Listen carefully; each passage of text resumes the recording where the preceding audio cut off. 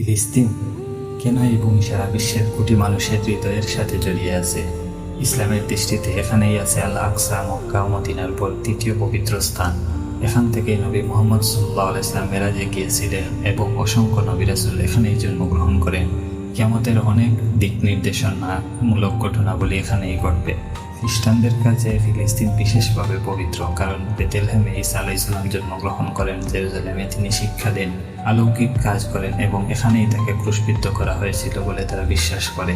ইহুদিদের জন্য এটি একটি আধ্যাত্মিক রাজধানী। তারা বিশ্বাস করে এখানেই দাউদ ও সুলাইমান আলাইহিস সালামের রাজত্ব ছিল এবং সুলাইমানের মন্দির তাদের ইতিহাসের প্রতীক। কিন্তু ফিলিস্তিন শুধু ইতিহাস নয়, এটি মানুষের অনুভূতির জায়গা। এখানে প্রতিটি পাথরে, প্রতিটি মাটিতে নবীদের স্মৃতি, ধর্মীয় ঐতিহ্য আর ত্যাগ লুকিয়ে আছে। তাই এই ভূমি শুধু একটি দেশ নয়, বরং তিনটি ধর্মের মিলনস্থল, কোটি কোটি বিশ্বাসের হৃদয়ের কেন্দ্রবিন্দু।